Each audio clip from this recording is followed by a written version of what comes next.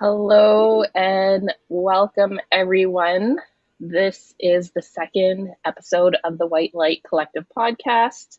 And I'm Monique Morrison, the founder of Moonbeam Healing. And I'm so grateful to have you here as we continue exploring the magic of energy, intuition, and personal transformation. This podcast is all about diving into the spiritual wisdom, holistic healing, and the tools that help us to align to our highest selves. And today we have another incredible guest joining us, Heidi McLarty. Heidi is a visionary energy worker, Reiki Master, and a catalyst for divine shifts. She is dedicated to guiding others through deep transformation by clearing energetic blockages, rebalancing the aura and chakras, aligning the body's innate power. And her work blends the precision of a trauma-informed practitioner with the wisdom of shamanic techniques and healing and access consciousness. So through her intuitive approach, Heidi helps uncover the root causes of energetic stagnation, whether unresolved trauma, discordant attachments, or misaligned frequencies. And so her sessions often include energy clearing, cord cutting, entity release, space cleansing, chakra and aura balancing with Reiki, tuning forks, voice, light frequency work, nervous system regulation, EFT tapping, and somatic practices. Personalized self-care protocols to sustain energy shifts also help Heidi's journey. And her work began in 2004 at an ecstatic dance event in Toronto. And this experience sparked a decade of deep study into energy dynamics, manifestation, spiritual alignment, and led her to establishing Infinity Energy Within in 2021. She also offers weekly group distance energy healing works with clients and one-on-one to help dissolve barriers, transform gifts, and really do transformation. Today, we'll be diving into the fascinating conversation about energy alchemy, personal empowerment, and shifting into higher frequencies. So whether you're new to energy work or already on your journey, this episode will be filled with insight to help you step more fully into your power. And just like the first episode, we have a special giveaway. We'll be drawing for a $25 Moonbeam gift certificate during the show. So to enter, all you have to do is leave a comment, let us know you're here during the live broadcast, and one lucky viewer will be entered to win. So, all right, let's get started. Heidi, welcome to the show, and we are so happy to have you here. Thank you. Thank you. Thanks for having me. Yeah, and I have been fortunate to know Heidi for some time now, and not only do I know her, but I've experienced um, the power that she has. And so, kind of really before we get into it, I'm just going to tell a little story about when you were at the shop. And for a few weeks, I was having a headache right in behind my eye, and in my whole life, I've never been prone to headaches, so it was really odd. And at first, I thought it was maybe my glasses, my prescription needed to be, changed. I went to the eye doctor. I did all the mundane things that you would normally do when you have an issue, but none of that kind of came back with anything. And so Heidi was in the shop, and we were just having a chat, and um, I just happened to mention that I had this headache behind my eye, and she was like, "Oh, well, do you want me to take a look?" And she came around the counter and she felt it, and she let me know what was going on, and we can dive more into the story in depth in a little bit. But literally, she did her energy work on me, and it instantly went away, the headache, and I haven't had a headache since. And so it's always so amazing to me what these modalities and these tools can do to like help people, and all of the things that can be done but that can't be seen or touched but only felt. So yeah, so thank you for that, because I'm still doing amazing. That's Yeah. amazing. Yeah. So I kind of went into a little bit of your bio, but why don't you just kind of tell us how you kind of got into it. I know you went to that ecstatic dance event in Toronto, and that was the catalyst. But like, tell us a little bit about your journey and how you ended up where you are today. Yeah, sure. So, back to that ecstatic dance event that I went to, it was just amazing in terms of the energy and the space. And, everybody dances barefoot, and it's just such a free and loving energy. So, what happened at that event is I was in that space dancing and I just started crying. The tears just started coming, and I didn't really know why at the time, right? And so I went over and asked my friend, and I said, does this always happen, right? And she said, it's okay. She gave me a hug and she said, just dance it out. And when I was dancing, I realized I wasn't really being in my life. I was doing all of these things, right? And so it sort of ignited in me, there must be something more, something other than the 9 to 5, typical kind of thing, right? So Mm, that's where I became really interested in energy and spirituality, and it's like all these doors began to sort of open up, right? And so my world just really changed in the past, it's been about 10 years. And mm, so, yeah, so that was the start of something. And, from learning more about energy and, doing Reiki classes and other studying, how does it work in the energy realm, I keep getting more and more interested in all of the things, right? There's so many things. So it's yeah. kind of those things. It just evolves, right? As you learn more and more. Yeah. Yeah. Yeah. And it's interesting because I think you're like me where you're just a very voracious learner and you just want to kind of consume. But I love that every time I talk to you, you're also integrating. Like you learn and then you kind of integrate. You learn, you integrate, and it seems like every time I talk to you, you're like putting things into practice and putting things and getting like tangible, I guess, experience doing the things that you're learning. And so I really love that about you. So when you started on the path, was Reiki the first kind of Yeah, like path Reiki, that you took? Reiki is sort of one of those things that it seems like everybody hears about it. So it's Mm-hmm. pretty common, for people to know about Reiki. And so that seemed like the logical first step.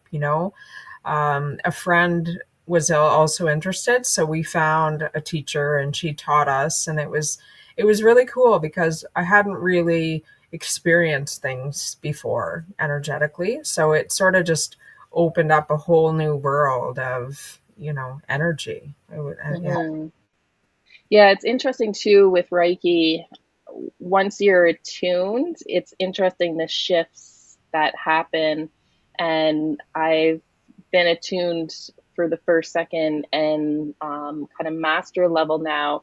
And the first and second was great, but the master, I probably TMI, but I had like a lot of stuff going on in my solar plexus sacral chakra after being attuned, like within the 24 hours after, because just the energy was so I don't know if powerful is the right word, but there was just like movement that needed to be done, energy that kind of needed to be moved uh, after that. So you incorporate Reiki into kind of the work that you do now, but you do quite a few other things. And so tell me more about the access consciousness. So, I find it really yeah, interesting. interestingly enough, if people haven't listened to Nikki's talk, your first one that you did, so Nikki and I became friends years ago, and she was my first experience with access bars. So Yeah. we did a trade, an energetic trade, and so she ran my bars. So it's basically 32 points on the head that you hold, and you're defragmenting thought, stress, and emotion from the brain and from the body. And Mm, so, yeah, when she ran my bars and my mind was super clear, usually, my mind likes to think, right? So I have all these millions of things happening in my mind. And it's like my mind loops were just not there, right? So it was really interesting. mhm, And I was really impressed with the access bars. And so it's a way to not only de-stress the system, but also you can also release things from the body. So there's a clearing statement you can use. And so when people have things coming up in their body, say a certain area starts to hurt, when we're running the bars, with intention and permission, people can shift that, which is pretty Mm. cool, right? So I'll say, okay, well, so say their foot hurt. Okay. Well, do you know what that's related to? And oftentimes they don't know what it's related to. So then I'll say, well, whatever is related to the feeling that you're noticing in your foot, would you like to destroy and uncreate it all now? And so that question actually opens it up for permission and intention to shift it. Mhm. And then we do the clearing statement. And it's pretty interesting because the energy goes, right? And so I'll say, oh, how is it now? And they'll say, oh yeah, it's gone, or it's shifted, right? And then intuitively I'm guided to ask, maybe there's another question about emotions, maybe there's something else, right? And so we'll keep clearing things until things shift. And it's pretty interesting how that happens. And so, when there's emotions that need to shift, do you find that when you're going through this process, like, does it like transmute and just kind of releases, or is there often like a physical release that coincides with the energetic release? Well, so a bit of both. So it seems like it's somewhat complex, right? We are complex beings, right? So, I mean, I find everybody, we really need to consider all areas, right? So, I mean, we all, I would say, have components of emotions that we're holding in our body somewhere due to Mm. this or that or whatever happened to us in our past. And so this is where the somatic system or the body system shows up as having pain or dysfunction or restriction down the road, right? It doesn't necessarily manifest right away, but we know from a lot of different sources that a lot of the root of a lot of dis-ease in the body is actually emotional. So Mm. we can tie it into that. But yeah, when we're doing a clearing, if it's related to emotional stuff, we can, maybe I'll get it's guilt or it's fear or it's anxiety or whatever it is. And Mm. I'll make the wording specific to whatever it is that's coming up in my awareness. And Mm. that usually shifts the feeling in the body. But that doesn't mean that it's not necessarily going to come back, because there's sort of like different layers, right? And people often, you'll need to do a lot more other, shifting and stuff to get to Mm. the root of why that emotion keeps coming back and why they continue to be triggered and continue with the same patterns. Yeah, and I think that's important for people to know and understand too, that it is kind of like layers of an onion, where when you go through transformation, things can come back, and things can also like shift so that there's new like areas for you to be able to focus and work on. So you, when you're doing this work, you're obviously kind of like a conduit for kind of source energy. And so what do you do personally to like prepare yourself to do this kind of work? Well, there are things you can do to ground yourself and ground your energy. And people have different processes and practices. I actually, there's many people in the field who really say, oh, you really need to protect yourself. You really need to ground yourself. You really need to do all of these things. And I agree with that to some degree, but I don't get fearful of that though, because I find, if we're in the fear, like, oh my gosh, something's going to happen and I'm not protected, and fear is a really low frequency, right? So Mm-hmm. I can say I don't actually consciously always ground, but I do try to make a point of clearing my energy frequently and disconnecting, right? Because we don't want to be attached to a bunch of people's, energy cords, and, we Mm-hmm. kind of want to maintain our own energetic integrity. But yeah, I mean, I don't subscribe to the notion that it needs to be a certain way all the time. And, Mm-hmm. people talk about being an empath, right? This is a prime example. And I tell the people that I work with this all the time because I hear it a lot. Well, I absorb other people's energy. And, um, that's coming from a place of disempowerment and from, um, not, yeah, disempowerment is probably the good word. But we don't have to take on people's stuff. We don't have to subscribe to that notion. Like, I'm going to label myself an empath. So that means the definition of empath is I'm going to take on the stuff, right? Through Mm-hmm. intention and focus. I don't actually intend that to happen, right? So like I'm just holding the frequency that, I'm safe, I'm protected by my spiritual team, and I work with the highest and greatest good of all. And so, yeah, I don't let energy drain my energy. If I'm doing work with someone, it's never draining me. I'm never taking on their stuff. That doesn't mean it never happens, but Mm-hmm. for the most part, I would say 99% of the time, it's I'm true to my intention. So, Yeah. And I'm similar to you where now at this point, I think when you're first getting started, it might be better to have like an intentional kind of practice to true. ground yourself going into it. And then over time, you just have a knowing. You're almost not always on, but kind of, like for me, I don't need to go through a ritual in order to prepare myself. I can just kind of quiet myself and be able to like speak to my guides or like to get to do the work. And so I think it's similar to kind of what you're describing is that there's a point when you've had that connection and you have that experience where there's a knowingness.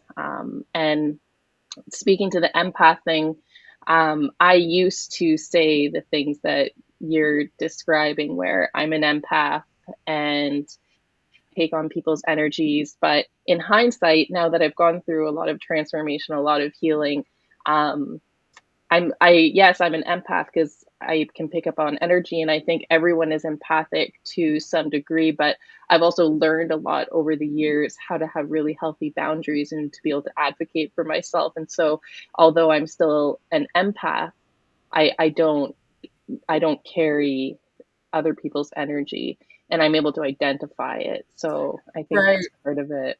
I think yeah, that's a fair point too, right? That's a really good point to consider because certainly if people are new on their healing realm and their healing journey, and maybe their frequency is not as high, right? They are maybe more susceptible to take on stuff, just the lack of awareness or the lack of healing, right?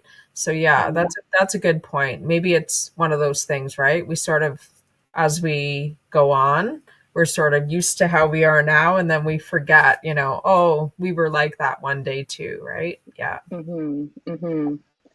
And so lately, what has been the thing that you've just been loving, that's really you're really passionate about, that you're kind of working on or doing? Well, there's always a number of things. There's all, I find this Yeah. stuff cool. I really find it really interesting and really cool. Um, I recently did a master class, and they have a 3-step method to shift emotions, right? And Mm, it's called pattern interrupt. And so what they do is they set it up with, it's very straightforward, right? So you're going to acknowledge the feeling, right? So say I'm feeling scared, right? So I would say, I'm feeling scared. And then the next sentence would be, feeling scared makes me feel contracted and tight in my body.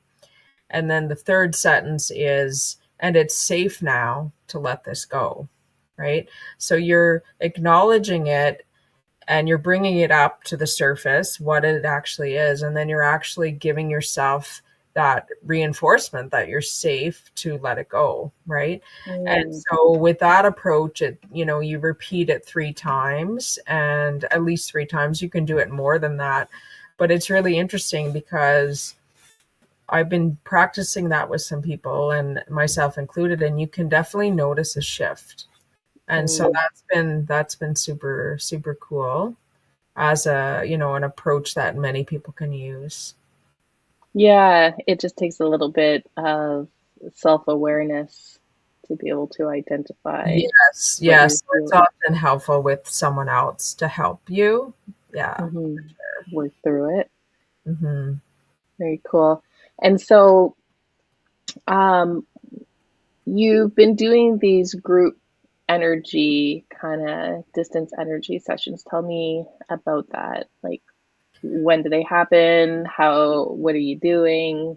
All the things. Yeah, so that's been pretty neat. That, you know, in the fall, it was in September last year, that I don't know what I was doing. I was just doing something one day, and my higher self and my team, who, you know, tell me stuff in my thoughts and my knowing, they just kind of said, "Oh, we want you to do these group distance energy sessions." So I was like, okay. And, you know, before that, I hadn't done any group sessions before. And so I didn't get into the story, you know, the human story of why not and all the reasons, you know, why I can't do that, right? I'm just like, okay, all right, I'll do it. So I created a post on Facebook and I asked for beta testers who was interested, because, you know, I wanted to start, right? And so I've been doing them since early October last year, about once a week. So I've set to do them on Wednesday nights at 8:30 to 9:30 Eastern Standard Time. And at first I was just doing them with no link, right? So, you know, the thing with the distance realm, right? Because we're all connected energetically, we can just, you know, I essentially, what I do is I create a container in my space called a morphogenetic field. And so that is like a sacred protected container to do the work in. And then what I do is I call in everyone's holograms, and so their energetic bodies, and I call in their higher selves and their spiritual team. Mm. And I put my skeleton on the table here, actually. And so it seems kind of more real for people, right? And I mean, it's not needed, but it's helpful for a reference. And, you know, um, so then what happens is I tune in and I ask the group, what are the priorities? And then I'll write down, you know, 5 or 6 priorities of what's coming up in terms of a direction of, you know, what to work on. What are the priorities for the energy session? And yeah, so then I'll get to work. And it's pretty interesting because I feel like I'm the conductor, like I'm, you know what I mean? I'm holding space and I'm also doing some stuff energetically. But because the group and everybody's higher self and everybody's spiritual team is also present, there's really a lot of power in the group container, right? So Mm. it Hmm. doesn't, it's like barely, it doesn't take a lot of energy from myself to just facilitate or co-orchestrate what's happening. I So love that. yeah, it's been super neat. And so what I'm doing right now is, you know, I'm not charging a monetary fee at this time. I'm basically I get people's feedback on, you know, what they're noticing, and so people can post on my page, and I will do a summary of what the priorities were, and so then people can comment to about their experiences. So yeah, it's been cool. Mm. And so you incorporate some shamanic practices in your work as well. And so tell me a little bit about like that journey. Did you work with a shaman? Have you like what are those practices, and I guess how did you come across, like how did you find that path? So I have some friends who have done this neo-shamanic training with a shaman in New Zealand. Mm-hmm. And during COVID, I think it must have been, yeah, it was 2020. He was offering this 6-week remote healing mastery, right? And so the remote healing is actually specific to helping people energetically with COVID. And so this was a time when we were all online, right? Nobody was seeing anybody. The stores were closed. Everything was pretty much shut down for a number of months, right? And so I did that 6-week healing mastery. And when I was in that group container, it was really interesting. So we learned different techniques to, remove energetic things, like, I don't know. Well, it's just all energy, I guess. So, to remove energy from areas of the body. And then, we were able to learn how to, realign the chakras or reconstruct the chakras energetically. Um, Also do some, like, sort of like spiritual surgeries, sort of like, because you can remove and shift stuff energetically. um, and then also help, decrease stress from, the adrenals, and do a brain balance. Like, there's a number of different things that I learned in that Very training. cool. Yeah, it was pretty cool. But then, you know what? Like, I find that there's so much that we can all do with our own intuitive awareness and our own gifts that we don't even, we can't necessarily train for. Do you know what I mean? Mm-hmm. So Yeah. It's they, more being awoken to.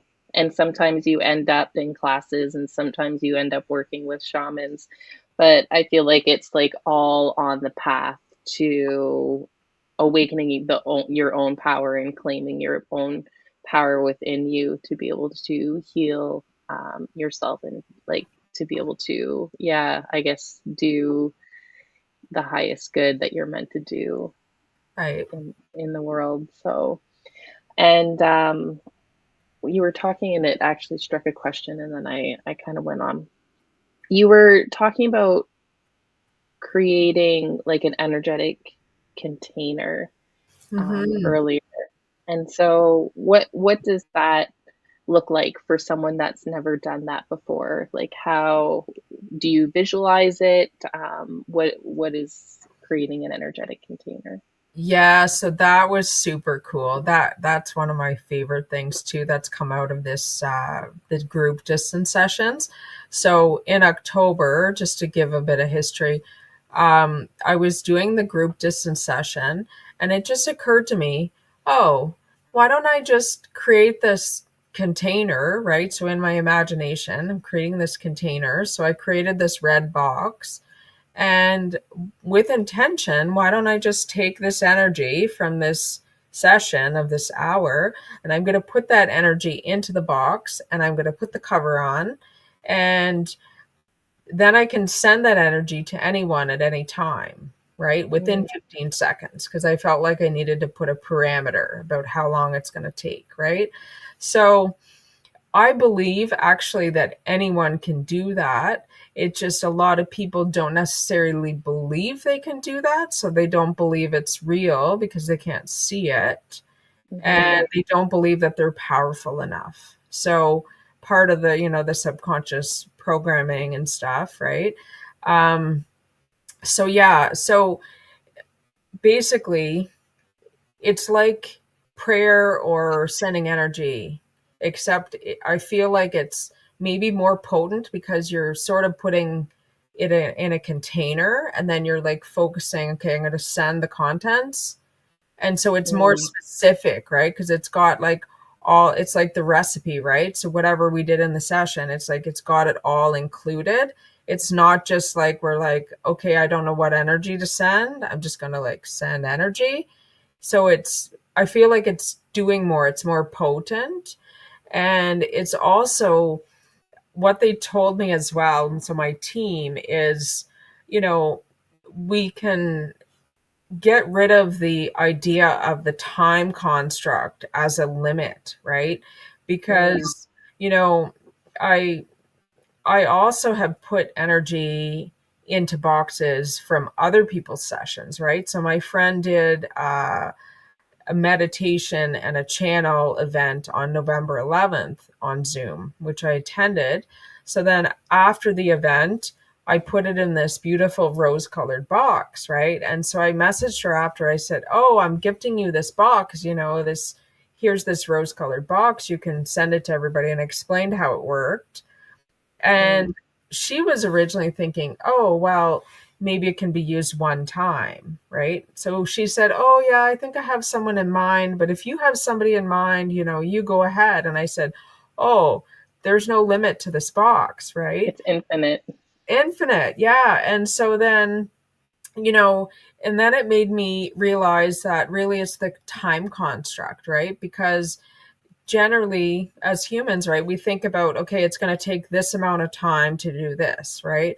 So say someone was going to send a distance energy session to someone, maybe they think, well, it has to be at least half an hour because I have to do this and this and this and this, and that's how it always has been. Well, no, actually, it doesn't need to be that way, right? I mean, if we can send this box of energy within 15 seconds, well, so typically it takes me, I count down from 15 to 1, right? So I say, okay, I'm going to open this box. I'm going to send it to this individual. And I count down 15 to 1. And I feel like my heart is amping up in energy. And then when I get down to 1, I'm envisioning that the color of energy is going into their body field and into their field. And so that's usually 15 to 20 seconds. So maybe it takes me 30, 45 seconds total. And it doesn't take me really energy, it doesn't deplete me at all. And it's such a quick thing that, yeah, it's pretty I neat. love that. That's so neat. And it was interesting you were talking about like how, time is a construct and there's really no time. And then also about praying and, believing, and like it's similar to sending out prayers. And just recently I reread the You Are the Placebo by Joe Dispenza. Yes, Joe Dispenza. And in that book, he was talking about how they were using prayer, but they had a group of people and they gave them a list of people that were really sick and that were dying. There was like a health outbreak. And so they just at random gave these people, a group of people, a list of people to pray for. And then some of the people they didn't pray for. And then it was interesting because the people that they ended up finding out later that the people that we were praying for were actually like sick years ago. They were like sick in the 80s when there was like a huge outbreak. And I wish I could like speak more to the study, but this is just like the gist of it. But the people that they prayed for actually got better. They ended up being much healthier. It was just a random of all the people that were in the hospital in that outbreak at that time. They just broke up the list randomly. And so it's interesting because it's kind of similar to what you're speaking to, is that like when you send out those thoughts and you send out those intentions, they can make tangible changes, Mhm. for people, and they can receive that. And we all have that ability and the capacity to do that. And so for yourself to kind of stay at, I guess, a higher frequency, and I talked about like preparing yourself for a session, but like day to day, what are some of your favorite like kind of practices, or even just things that you do, like little moments that you find that help to keep you at a higher frequency that allows you to just kind of do this work at will? So I find a gratitude practice is so, so important because it not only shifts our mind and our energy right at the time, it really spills into other aspects of our lives, right? And so it's just that way of thinking, right? I mean, gratitude can mean even just being thankful for the smallest thing, right? And so, I mean, that helps with our frequency, right? So it's sort of, if we think about the scale of consciousness, right? So um, David Hawkins' scale of consciousness, and he has a book called Power versus Force, and he it's, and you can find that online if you just search it, but it's quite interesting to see the colored scale, right? And so all the lower emotions are, really low vibe, really low frequency. So, I mean, I feel like we can, if I maintain generally, a space of gratitude, even for things that don't go right, like, it's not to say I don't have emotions, when I'm angry or frustrated or sad, it's normal to have all the emotions. It's just not staying in those emotions for a prolonged period of time, right? If we can find the gratitude, find the lesson in things, I feel like it's a lot easier, right? And so that's a Mm, big one. And movement is certainly helpful, because movement just mobilizes energy, and it's like not having the stagnant energy. And that just came up last night in my session too, where, they want, basically, like, even having your legs moving, and even it actually imagining, right? If you can't move, maybe it's, you're doing little bits of movement, but they were just talking about how that's really energizing things, right? For mm, ourselves energetically and physically. So those are ones. And I'm working on the meditation. And I've got this message for, years and years, right? Like, it's been like, okay, you should meditate. And I have been doing that more, to sit and just, be quiet with my mind and observe what's going on. I find more moving meditations are helpful for me. So when I'm mm, doing something, like I'm biking or I'm skiing or walking or whatever it is, to be mm, really great. And actually, I wanted to share this one. This one is one that I find really helpful that people can do as well. So it's called the Hara. Okay. So people can just take their hand and just put it on their breastbone and point that hand up. Okay. And then you can take your left hand and put the base of your left hand on your belly button and point down. And then what you're going to do is you're actually going to stare at something in the room. So people don't close their eyes, they just stare at something. And you can say, I am here. right here.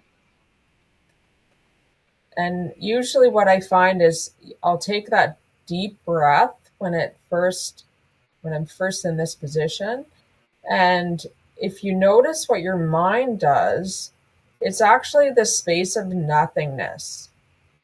It's actually a different way to, it's sort of like a meditation, but it's more just like a reconnecting of our Mother Earth energy and our source energy, right? So it's Mm, re-establishing that channel, right? And so it's like we're not at the level of the mind, like meditation. We're just actually getting that channel going. So this is incredibly realigning and grounding. So I show that one to a lot of people, and I love it because it's super simple. So people might notice, if you try it on your own, that your mind just kind of goes blank, right? And it's pretty neat. yeah. And there's one where you can actually do a second part where you just have your hands pointed down towards the earth, and you can say, I am earth, right? And people who Mm, actually don't feel things can, like, feel the energy under their hands. So yeah, it's pretty cool. So that's a simple one that anybody can do. mm, mm-hmm. Yeah, and I like moving meditation too. I like hiking a lot, and I find when I'm hiking that it's very much a moving meditation for me. I'm just taking in my surroundings and just, yeah, um, kind of being lost in that thoughtlessness, I guess, and being open to that. So when it comes to, you know, I guess the physics of it, I know you had, we were talking about that book earlier, and so is that one that you're currently reading right now, or you've read, and that, because there is, a lot of people, and it's interesting because um, energy and energy work is becoming more mainstream. I think Reiki has helped with that. Mm-hmm. Um, it becoming more mainstream, but I love that now science, and like quantum physics, which quantum is any science that really is, can't be proven at the moment. But I love that they are starting to have studies, and they are starting to show, you know, that energy is. Right. So this is energy medicine, the scientific basis. And so, Mm, yeah, it's interesting. It's got a lot of different studies, and, they're measuring energy circuits and they're measuring different things. So it's pretty interesting, right? We can definitely quantify energy, right? And just because we can't see it doesn't mean that it's not there. And, I always mm, give the example to people. Well, your cell phone works to pick up signals, with Wi-Fi or with somebody phoning you, right? So the cell phone is the receiver, right? So we are receivers. We're like walking around as receivers, and we're actually, getting the energy coming in, right? And our body can make sense of it. Just like the distance sessions, right? Same thing, mhm, Yeah. mhm. Yeah, and I think that,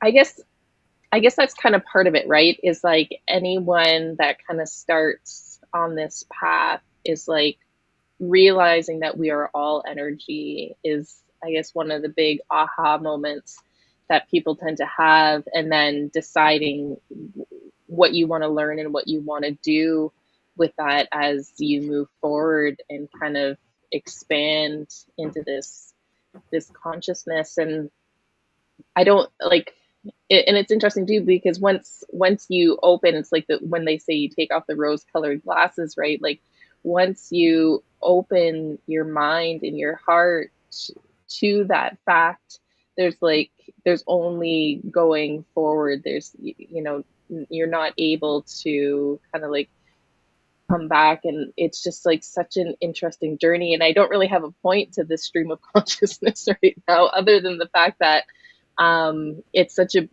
a beautiful journey, and I love that I get to, like, through Moonbeam, like I get to do things like this and like have these conversations with people, like yourself, because I think that it just, yeah, it helps us all raise our vibrations and all stay at these higher frequencies when we're all kind of like energetically, our energies are kind of being shared, and we're shifting and we're moving. And yeah, so I'm excited Hmm. for, yeah. And I feel a bigger shift. Do you feel that energetically just in the world, that like I feel like we're on the precipice of, um like I don't know, I don't know if I necessarily want to call it a movement, but like an upgrade or a shift. Do you ever feel that? Yeah, yeah.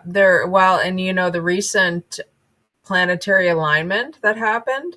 I'm not Mm-hmm. really big in, I don't know all the details about the alignment and this and that with astrologically, but what came in a few weeks ago, the energy session that I did was like new frequency patterns coming in. And we actually, as a group, we created like a portal to bring in these new frequencies to be able, for people to accept those as needed. Mm, I definitely feel like we're definitely shifting towards unity consciousness again, which unfortunately there's been such a divide consciousness that's been attempted.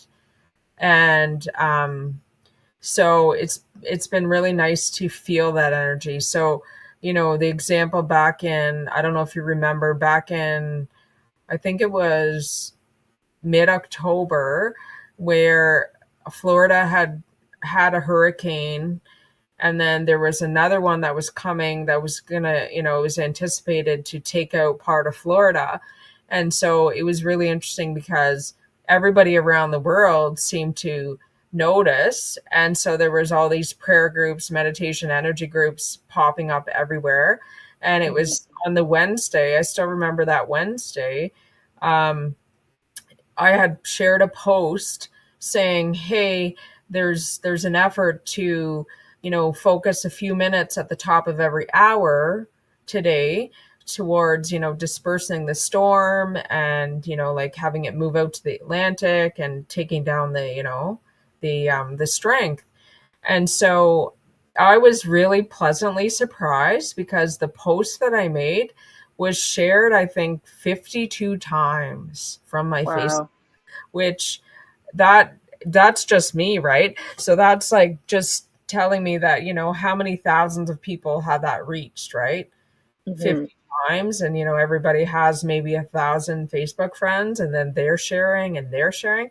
So it was Hmm. really interesting because on the Thursday morning, I don't know if you felt that, but I definitely felt like there was a huge shift. It's like everybody in the collective felt like they were relieved, and it was like this unity consciousness, like, like we won, we Hmm. did that, we beat that storm. It was pretty, Yeah. yeah.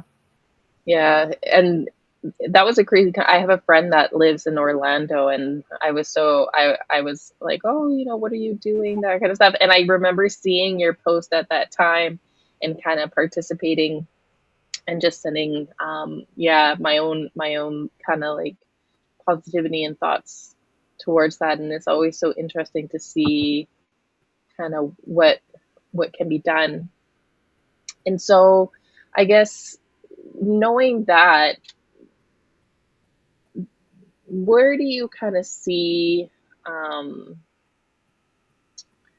the future of spirituality evolving? Like, do you think that just more people will become more aware? Like for me, I find that a lot of kids that I meet, and I get to see, and maybe it's because the type of kids that I see in the shop too, but I feel like the younger generation, probably around like my youngest, she's 12 and younger, they seem to have just this innate kind of sense of enlightenment. And they obviously still go through the human experience, but and then I find that more and more people also, like people that I would never expect to be on a spiritual journey, kind of being on a spiritual journey. And so I feel like it's kind of picking up. But what do you what do you see, or like kind of where do you feel that the world as a consciousness is moving towards? I do think that we are evolving and people are becoming more open. Mm-hmm. And yeah, I mean, it's a it's a process, it's a journey for sure. But yeah, I'm finding more and more people, like you said, like the people that you wouldn't necessarily expect that they are interested. It's like, they're asking the things. And yeah, it's pretty neat. I find a lot of people more open to trying new things, Mm-hmm. because I mean, there's so much out there in terms of technology and things. I think people are just expecting, okay, yeah, we've evolved, like there's more. Like look at all the things we can physically do, and Mm-hmm. It's interesting. There's actually two ladies that were from Elliott Lake that were in the shop, I think last week. And the one lady was like, "Oh, do you know Heidi McLarty?" And I was like, "Yeah, I know Heidi." She's like, "Oh, I brought my husband to see her." And I guess like kind of coming in, he was not like, he wasn't pessimistic, but he wasn't necessarily like on the path, or like, like a true believer. But then I guess through that experience, when he left, he was like, that was amazing and I feel amazing. And um and so it's interesting, I guess, people just having those experiences, one kind of experience at a time that like opens themselves up. And so I kind of wanted to talk just a little bit about the experience that I had with you at the shop, and we're kind of coming up to the top of the hour. And so when I had that headache, and when we were in the shop and you came around, you had said that I had an energetic dagger in my eye. And I remember you asking me, what is it that I need to see that I'm not seeing? And so I contemplated that um, for quite some time, and I reflected on that and I journaled on it. But can you kind of explain to me, like, what is an energetic dagger, or like, yeah, like, just, yeah, uh, to the best of your ability, just, yeah, what did you see, or what did that mean when you said it?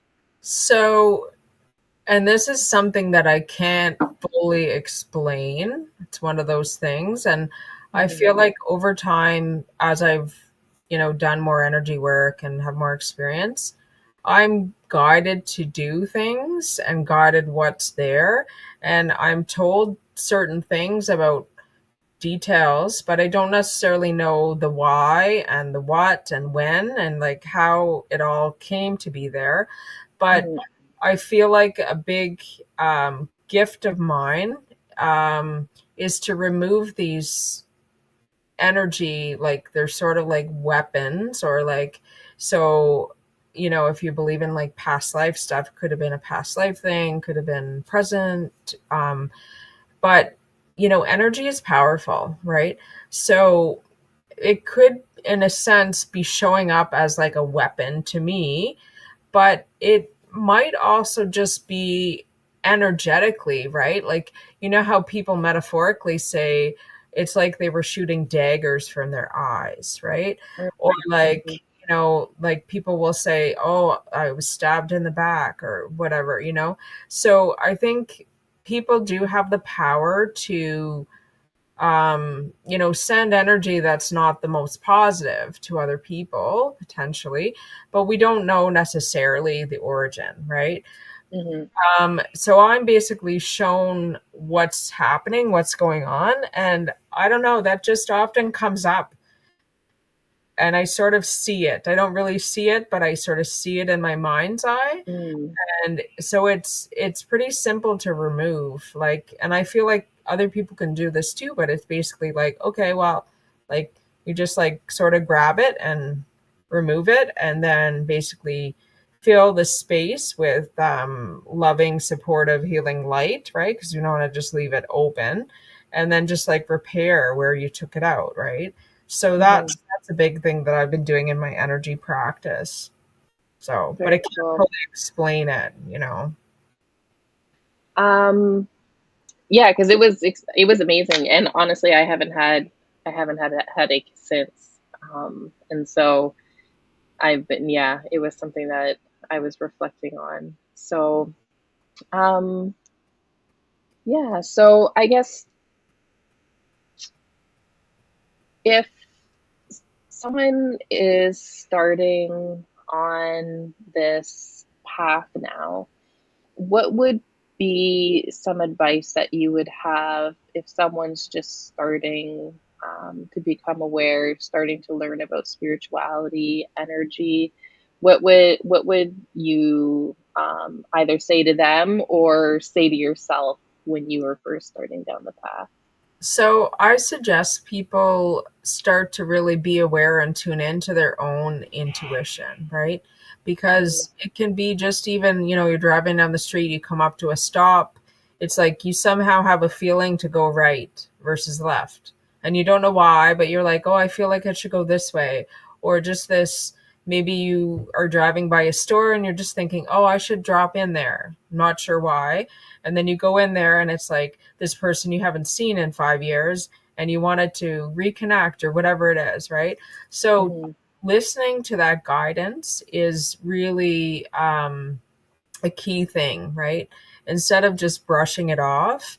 Um, mm, and really that awareness of your own body and how your own nervous system is functioning, and how um, when certain things or people trigger, an emotional response or something, just being aware, more self-aware, because the more that we know ourselves and we know what our patterns are, then the more able we're going to be to know how to shift them if we want to shift them, or we can notice a change, right? Because if we don't know where the baseline is, we don't know when something changes, right?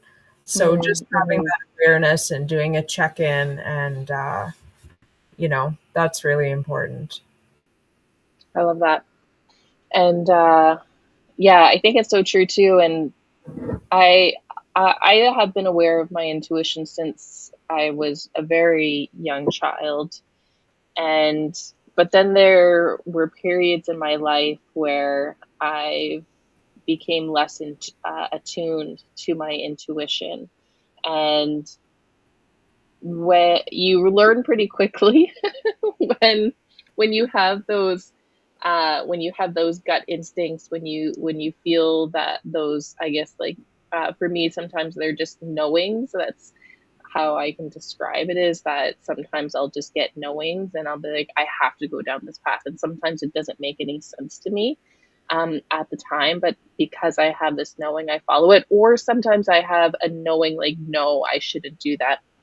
And when I had my agency, this used to happen often, where I'd be like, no, something tells me not to work with that particular person. And sometimes I would take the project anyways, or, I would try to tell them no, and they'd be like, please, please. And I'd be like, oh, okay. And then I'd eventually be like, okay, I really wish I hadn't.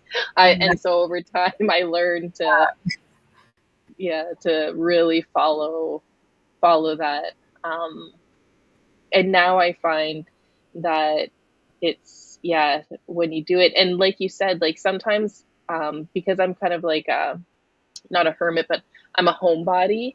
So for me, sometimes I'll be like, there'll be things going on where I can go be social. I'm like, oh, I don't really feel like it, but then my gut will be like, no, you need to go. And then, like you said, there's always a conversation that I was meant to have.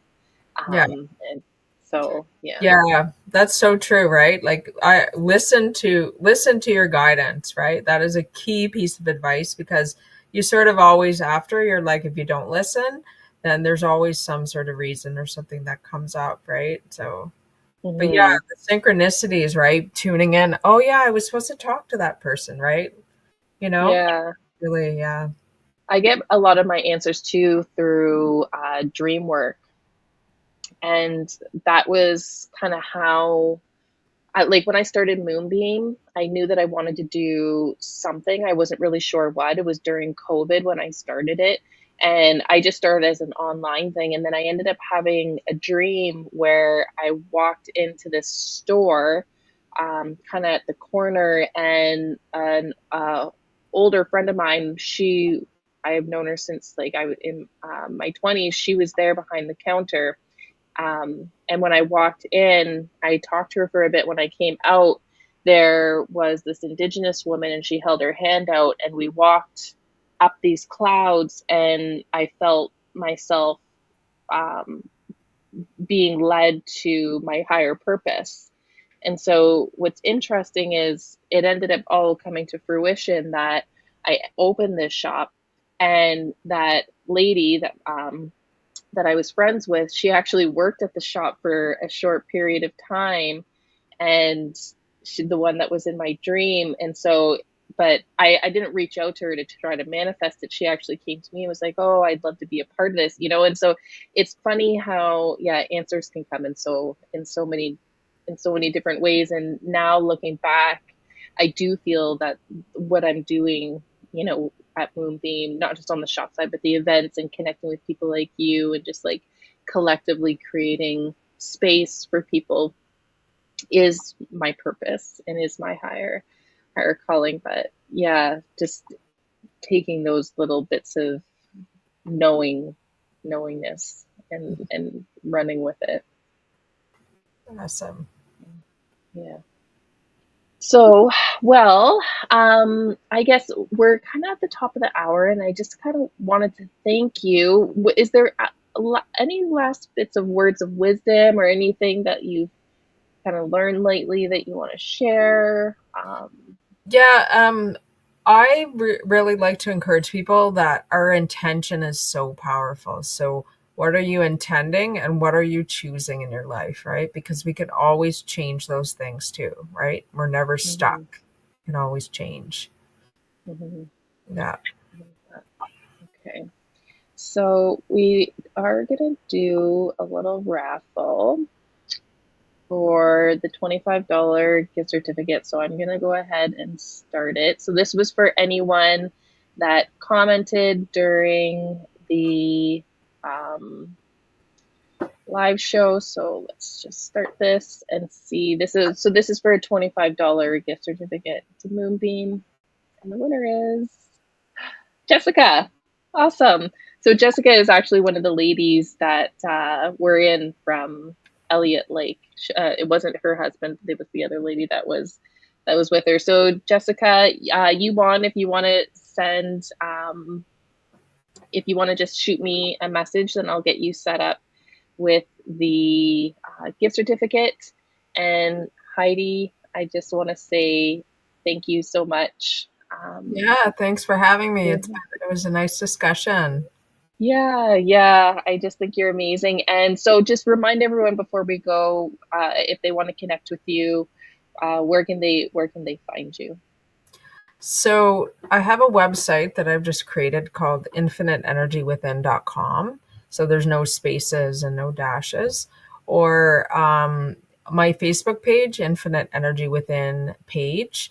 That's where I post my distance events that people can RSVP.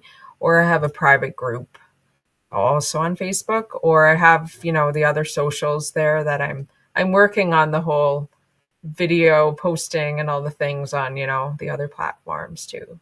So, Awesome. mhm. Okay. Well, thank you. And thank you to everyone else that has been tuning in. It's been really great to have you all participate and engage with us while we're on here. And Heidi, once again, thank you.